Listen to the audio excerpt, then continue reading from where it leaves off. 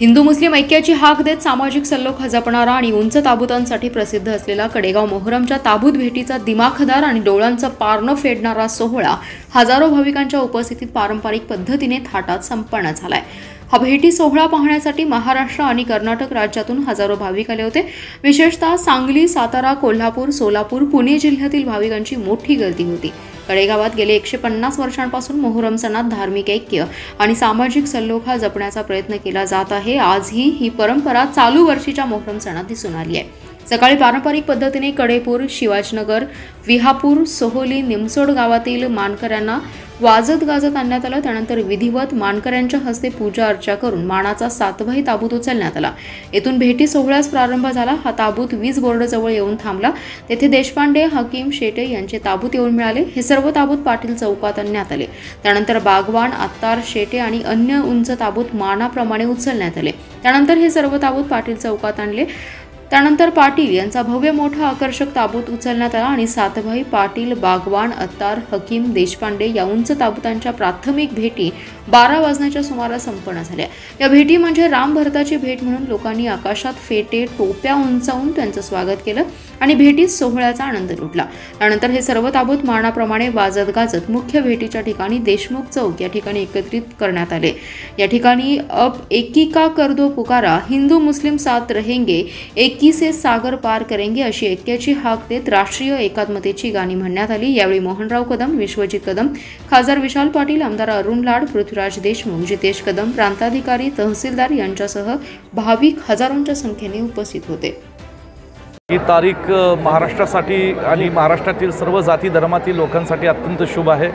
आज आषाढी एकादशी मोठ्या आनंदाने, उत्साहाने संपूर्ण महाराष्ट्रातले लोक हे साजरी करत असतानाच आज मोहरम या ठिकाणी मुस्लिम बांधवांचा एक महत्त्वपूर्ण सणसुद्धा आज या ठिकाणी पार पडतोय। कडेगाव हे सांगली जिल्ह्यातलं मोहरमसाठी एक महाराष्ट्रातलं नव्हे तर देशातलं एक ऐतिहासिक स्थान आहे। जवळजवळ 150 वर्षापासून असणारी इथं उंच ताबूत बांधण्याची परंपरा ही हिंदू आणि मुस्लिम समाजातील बांधव एकत्र येऊन हे ताबूत बांधतात आणि एकत्र येऊन ते उचलून आज मोहरमच्या दिवशी त्या ताबूतांची एक भेटी घालून देतात। या भेटी होत असतातील निश्चितपणे कडेगावच्या मातीतून आणि आमच्या हिंदू आणि मुस्लिम समाजाच्या बांधवांतून या मोहरमच्या दिवशी एक चांगला संदेश हा महाराष्ट्राला देशाला मिळतो की हिंदू आणि मुस्लिम समाज हे सगळे एकत्र राहतात, गुण्यागोविंदाने राहतात आणि कडेगाव त्याचं एक चांगलं प्रतीक आहे। धन्यवाद। रामकृष्ण हरी। आज आषाढी एकादशी आणि आज मोहरम हा छान योग आज जुळून आलेला आहे। सांगली जिल्ह्यात बऱ्याच ठिकाणी परंपरा मोहरम साजरा करायची आहे। सांगलीच्या कडेगाव तालुक्यात कडेगाव ह्या प्रमुख शहरात जवळजवळ 150-200 वर्षाची ही परंपरा ताबूत भेटीची प्रत्येक समाजाची लोक, हिंदू मुस्लिम धर्म सगळी एकत्र येऊन ह्या ठिकाणी हा सण साजरा करतात। पहिल्यांदा म्हणजे लहानपणी वडिलांबरोबर ह्या ठिकाणी यायचा योग आला होता, पण पहिल्यांदा आज खासदार म्हणून, ह्या मतदारसंघाचा खासदार म्हणून ह्या ठिकाणी ह्या कडेगावच्या जनतेने दिलेल्या प्रेमावर निवडून आल्यानंतर ह्या ठिकाणी ह्या भेटीला यायचा योग आला। खूप आनंद झालेला आहे। सांगलीत ही काल मोहरमच्या निमित्ताने बऱ्याच ठिकाणी भेटी दिल्या। तिथंही परंपरा पटवर्धन राजेंनी सुरुवात केली, पिराचे दान त्यांनी बऱ्याच ठिकाणी केलेलं आणि ह्या सण सांगलीत मोठ्या प्रमाणात साजरा केला जातो। एकादशीसुद्धा मोठ्या प्रमाणात साजरी केली जाते। त्यामुळे ह्या सगळ्या लोकांना मी ह्या सणाच्या खूप खूप शुभेच्छा देतो। नमस्कार। आज 17 जुलै मोहरमचा सण आज आहे आणि एकादश पण आज आहे।